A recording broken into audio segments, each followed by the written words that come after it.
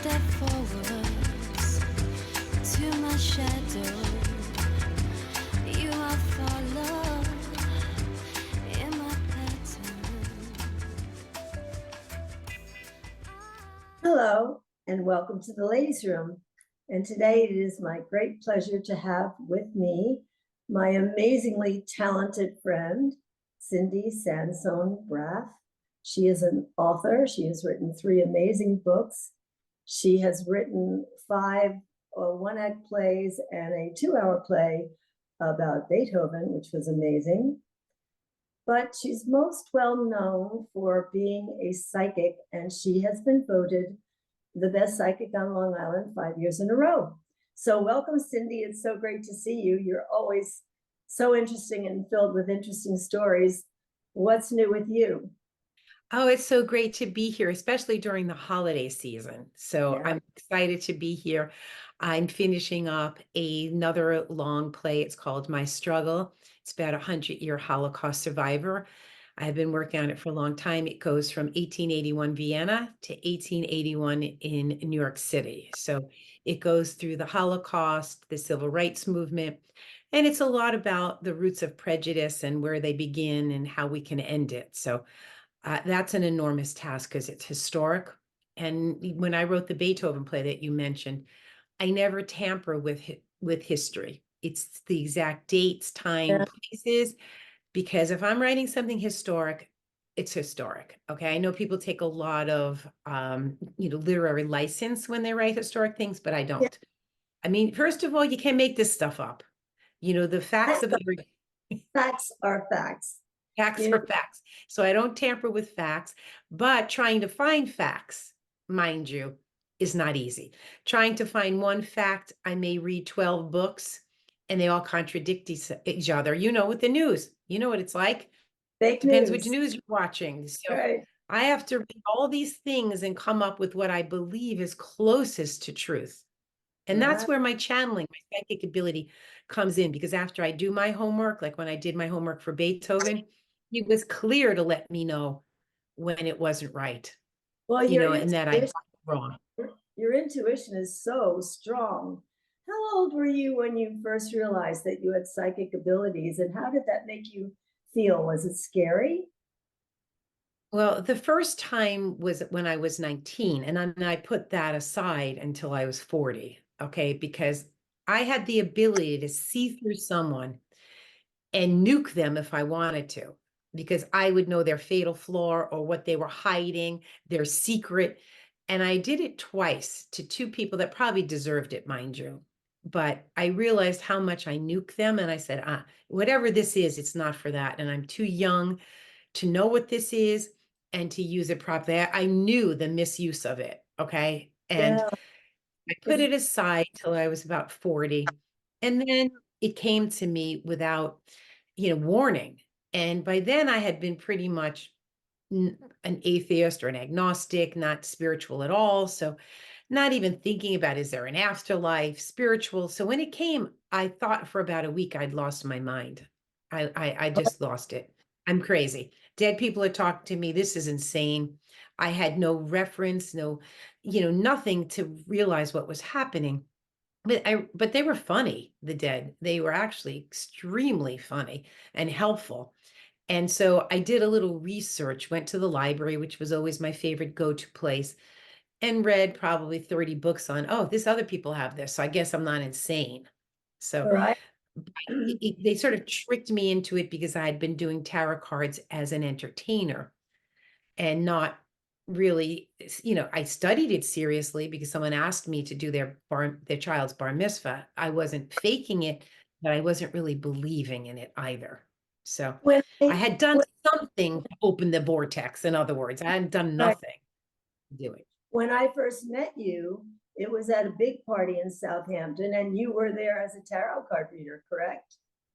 Right, exactly. You already doing intuitive readings at that point, psychic readings? Yes, I had been doing them mostly for entertainment, like going to parties, Right. going to, because, an entertainer that was a professional belly dancer, Hawaiian dancer, children's entertainer. Oh, So most of what I did was at parties. yeah. So I just started to do a lot of volumes of parties. And again, it was accurate and, I wouldn't have faked it. I wouldn't have done anything that's, Right. pretending. But when I met you, I was already probably doing it a solid decade, I think, Yeah. so I was Because the pretty fluent in it at that point. yeah, the So read you I was well into it and had a lot of clients already. So I wasn't new to it anymore at that point, but I wasn't doing it full time for another couple of years. So, right. You were still entertaining, doing a lot of different right, forms of a lot of entertainment. different things.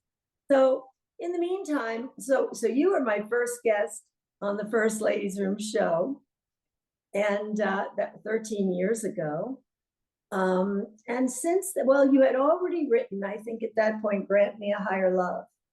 And I was finishing up Why Good People Can't Leave Bad Relationships. I was writing it. That one was published in 2014. So I was getting toward the second book already at that point.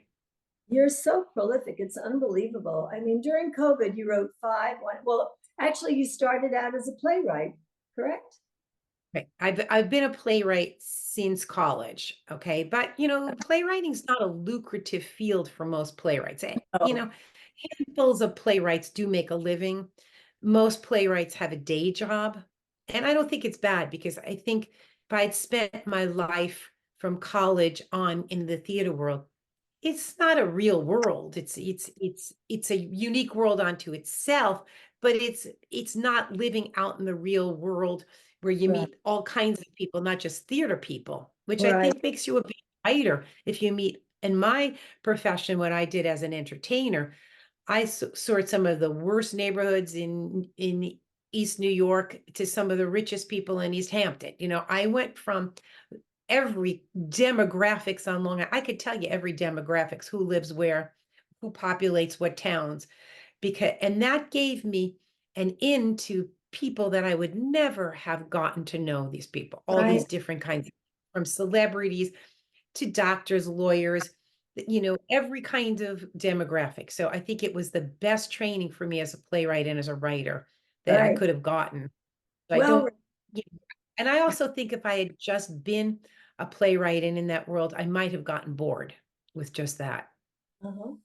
So when you were 40 and your intuition got really strong, who were the dead people that started speaking to you first? Were they family members or Yeah, some of them were family. My grandfather came through, a mother of a friend, and some other people that I knew vaguely. tangentially I related? lost I had lost Yeah. a high school friend and she would come through. So it was people that I knew. And then somewhere I don't know who they were because they would just give me insights about a person I'm dealing with. So they may have been their family members. I wasn't very good at always figuring out at first who they Right. were. And after a while, even now, sometimes people will want to know who's the voice speaking. So I'll try to get a name or who it is. But Yeah. sometimes they're just helpful people that know a situation that I trust the source that's coming through. And, Well, you Jennifer's mind because you got a lot of stuff related to a person that she loved very much who passed on. And you got his all the names of his family, his brother's wife, the brother's children. Michael and I don't know. We had no clue who any of those people were. So Jennifer's like, "Did you tell her? Did you tell her about Connor's family?" I was like, "No, I don't know anything about Connor's. How would I know?" And you really blew her mind. It's and I amazing. had to reassure her that what goes in your reading or your husband's reading does not go into your daughter's reading. Like, you No, know, I keep readings very private. Okay. Sometimes the dead person will say the same thing to all of you, but that's different. They're yeah, saying it fresh and new. And I really don't remember readings, by the way. I'm in a zone, and I didn't realize how deeply in a zone I was. until people began to record the readings regularly on, say, their cell phone. And they'd Sure. say, do you remember last year telling me so-and-so was going to die or this was going to happen? I go, I would never say that. Like, I would never, like, I'm a nice person. They go, oh no, you said it. And I'll hear it. I don't remember saying it. And I don't believe if I wasn't in a zone, I would not deliver that message. So they take me over and they make me say things. So Yeah. I can't even remember if I want to remember because I'm not fully consciously there. Okay. Well, you're It's totally in the me over. moment, totally in the moment, and not distracted by anything around you. It's just this energy coming through you. It's amazing. Exactly. Amazing. So it's the holidays, and I think the holidays are particularly hard for a lot of people. What what do you tell people who are dealing with the loss of someone they loved recently, and this is the first holiday they're spending without that person in their life? Basically, I tell them it's hard for the dead as well. Talking to those who have crossed over between October, say Halloween, through Yeah. January 1st, they're very melancholic. I didn't understand that for 10 years of doing this. I mean, Yeah. first of all, the first 10 years, I didn't necessarily do it as much as I do now. So putting the connections together is not the same as now doing it every day. But the dead are extremely melancholic. They want to be here for the holidays. They don't miss life most of the time after a while. They really don't. They see people they want to see on the other side. It's very pleasant. They don't have to worry about death, dying, money, who's going to screw them over. So it's Oh, great. I think of death as During a graduation, because you during this don't have time, any daily problems. right? So they want to be here for the holidays. So if it's the person has just crossed over and it's their first holiday, they're melancholic. And I say the best thing you can do is have the biggest holiday you can have. I know it seems like a lot of people think, oh, in honor, we should lay low, not be Uh, happy. I go, no, they have their earthly visitations. They're allowed down on earth about 100 hours a month. They have an energy body they travel on. They're not allowed to manifest to us or start floating cups around the room, but they can leave us signs that they've been there, like a penny that you don't know how it got there, flickering lights. Those are all well within permission because it could be a coincidence. There could be a shadow of a doubt, but they want holiday music and holiday decorations and the food and the family and the they whole want Megillah. So they want us to be happy. They want us exactly. to have love and light and happiness in our life. And so people who are in spirit suffer too when we lose them and they lose us. They have feelings. They do. And they feel sorrow and they feel sad and they also feel happiness.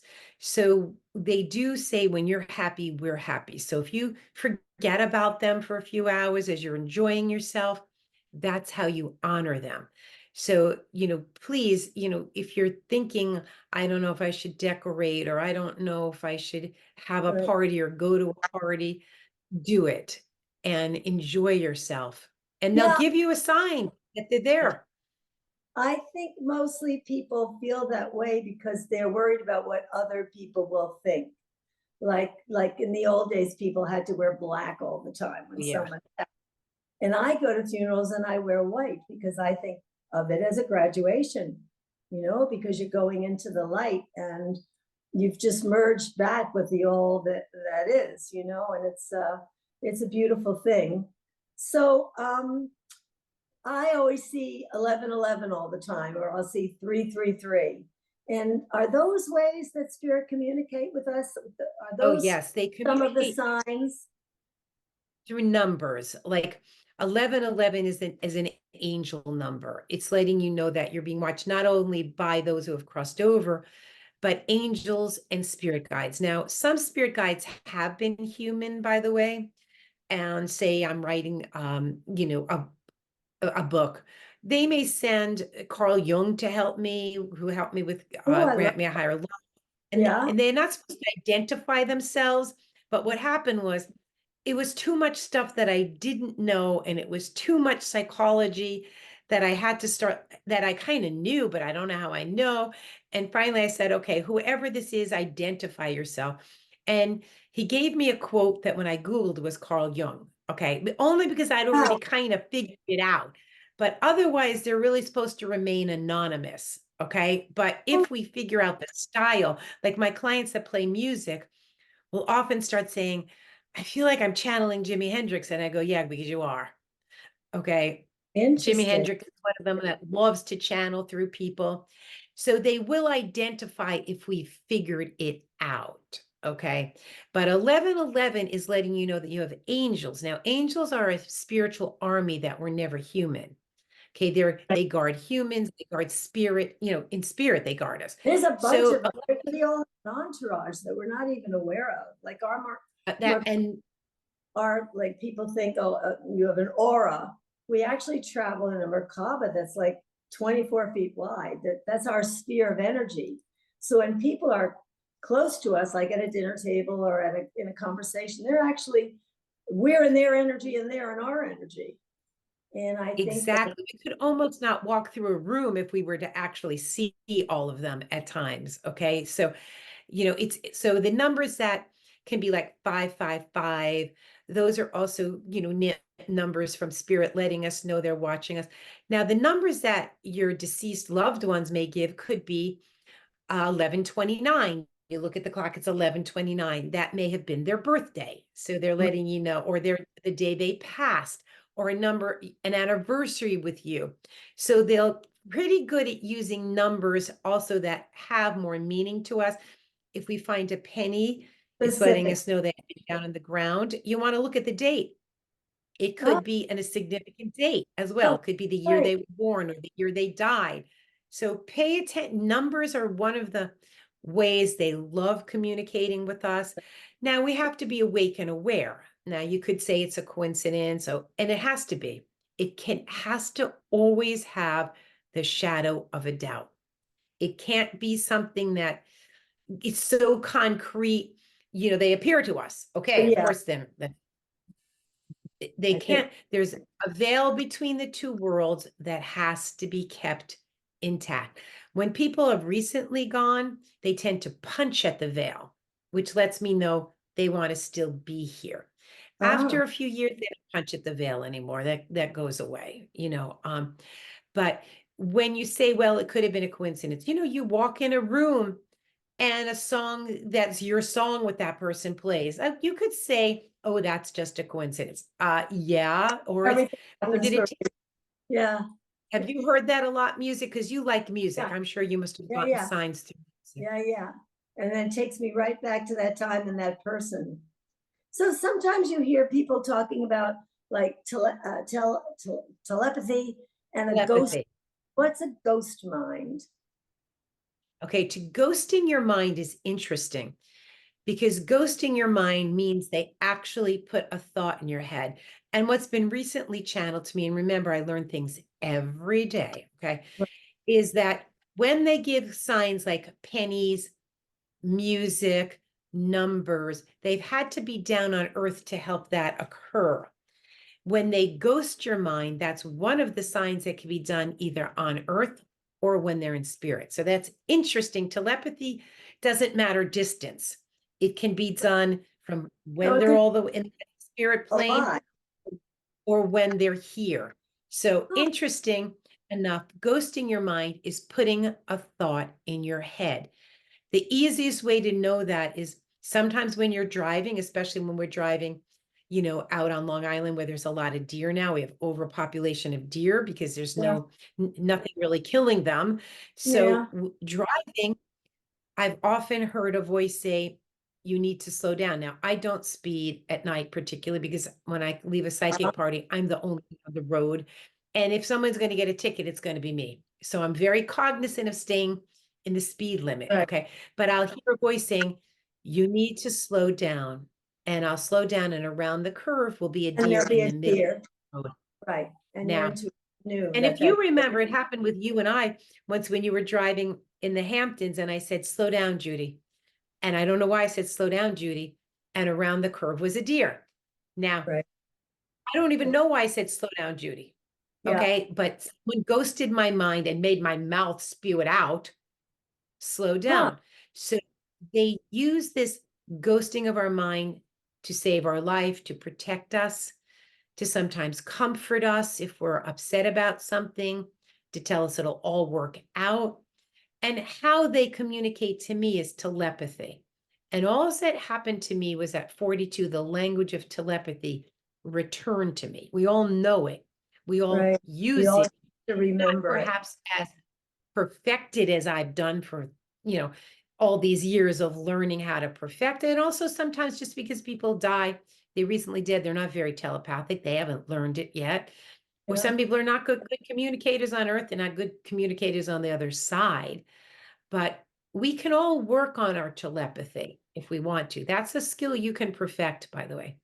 Can You know. you like train yourself to astral project to a place or be with a person in your dream? Can you set that up before you go to sleep, or is there a way to do that? You Do can, people? because astral projection, we've all done it. We all have done it in our dreams. Sometimes we're not conscious of what we're doing, Right. but people get afraid. What happens is they tend to wake up when the soul has to leave your body. It's attached with a very long cord when you're astral traveling. You're not going to get lost in space, okay? But we tend to get scared because we don't do it very often. We astral travel. You don't have to get back if you're really out there. It Like can if get scary. you're back, huh? We astral travel when we die. Our soul's going to leave our body. Yeah. Only it's gonna disconnect at some point. When we astral travel, it happens, okay? Or when we're under great trauma, our soul might leave our body. But so a lot of people wake up suddenly and they don't know why, and they wake up alert. Because if you're going to astral travel and you wake up from it, you're scared, and you go, and then it'll stop. So you really need to say, I'm not afraid to have my soul leave. I want to visit that person on the soul plane. We don't go into the plane where they are. We go into a mutual plane. It's like, and it could be whatever they want it to be. They create like a virtual background, like Zoom. If you wanted to hit its virtual background, you could pick a virtual background. Sometimes it looks like a cafeteria. Sometimes it may look, maybe they want to make it look like your childhood home. Sometimes it doesn't look like anything, depending upon the illusion or the virtual background that's been created. But when you see them, you know you really saw them. When you wake up, it doesn't feel like a dream. A dream is vapory. We can't even remember it when we want to. This is, I saw them. I felt them. They were there.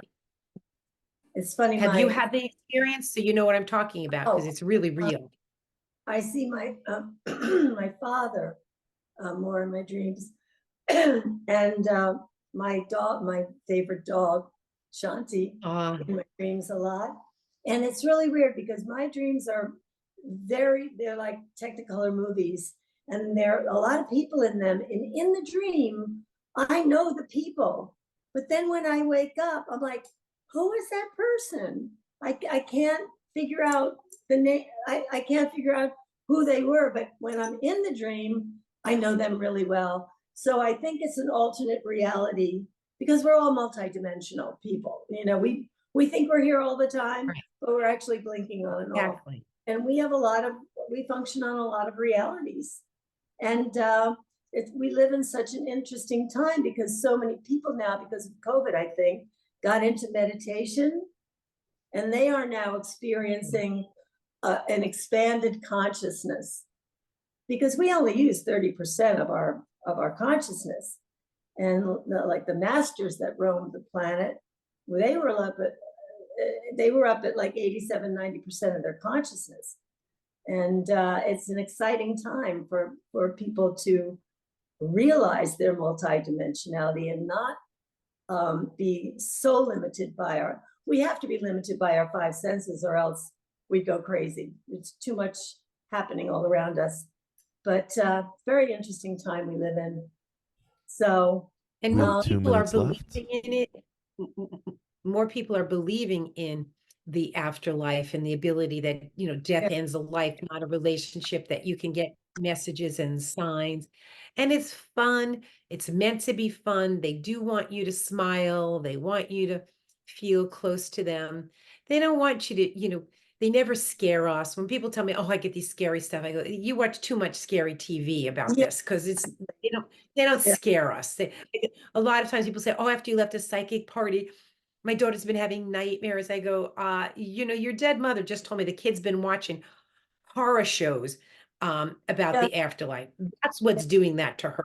Do you know what I mean? Like, sure, watching things that are not truthful about how it responds can make you more fearful. Do you know what I mean? Like, because sure. they make it like, "Don't try this at home. It's terrifying," which Yeah. it's not. When The Exorcist came out, at the Cinema One and Cinema Two in New York, I lived in that neighborhood, and the lines went around the block, and it was all like these teenage kids. And I thought, oh my God, these kind of empty minds are filling up with all this horror stuff. And I just thought, this is not healthy for kids. I mean, they really should just be watching, creative, productive, happy stuff, fill their heads with that, and it feeds their creativity. And instead, they're watching these horror movies. It's just a bunch of junk. So, Right. And I tell people, be careful what your diet is, not only what you've put in your body food wise, but into your mind, what yeah, you read, what you watch on television, what you because get, what, that goes in. yeah, get And what, some things are just horrible. We're old enough to remember there was a television code of ethics before 1983, and crime couldn't pay on television. Things were different. Now sometimes the stuff you're watching, I just can't believe how it has, just the worst energies in it, and the worst, 15 people, they murder 15 people in 2 seconds and nobody gets in trouble. Like, come on, this is and not it's and healthy. it's dull, and it's dulled everyone to the horror in a way. It's just people are people are just numb from all of it. But let's, on a happier note, it's the holidays. The people that have passed on that we love want us to be happy. They want us to celebrate. And I think that should be the message of the day, right? Right. And just enjoy. When we're happy, spirit's happy. When we're sad, they're sad. And sometimes we have to be sad, but you're not honoring them by being excessively sad or excessively mourning. You Mm. honor them more by living your best life and talking about them. By the way, they like when you talk about them. Keep them Oh, alive, the good, bad, and ugly. Tell the funny things they did, the stupid things. That keeps them alive. There's a saying, people die twice: when they actually die and when you stop talking about them. So yeah, honor them with your thoughts and your yeah. dialogues. And enjoy your really good memories and the happy times. Yeah, well, I love seeing you. I think we're out of time, but love to see Okay. you over the holidays. Big love to your family. Thank you. And And it went so fast, the it time. goes so fast. But thank you for joining the ladies' room. And everybody, thank you for watching, and be happy, be healthy, have a great new year. And hopefully I'll see you over the holidays, Cindy. Cindi Sansone-Braff. Bye. Your books are on Amazon. Grant Me a Higher Love. Why Good People Can't Leave Bad Relationships. Is that it? Yep, Yeah. that's it. And the new And one is, Confessions of a Reluctant Long Island Psychic. all right, great. I love you. Bye. Love you. Bye, everybody. Merry Christmas. Happy New Year. Happy Everybody, Merry holiday. Merry, Christmas. happy everything. Happy Hanukkah.